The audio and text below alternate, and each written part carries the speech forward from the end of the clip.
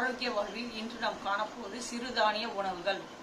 சிறுதானியங்கள் என்பது சோளம், கம்பு, திணை, சாணை, வரகு, குதிரைவாடி, மக்காச்சோளம் மற்றும் கேழ்வரகு ஆகியவை ஆகும். சிறுதானியங்கள் உருவத்தில் சிறியதாக இருந்தாலும் அவற்றில் இருக்கும் மருத்துவ குணங்கள் ஏராளம். இவற்றில் புரதம், நார்ச்சத்து, கால்சியம், இரும்புச்சத்து, வைட்டமின்கள் போன்ற ஊட்டச்சத்துக்கள் அதிக அளவில் உள்ளன. அதோடு பாஸ்பரஸ், மாவுச்சத்து, சுண்ணாம்புச்சத்து போன்றவைகளும் உள்ளன.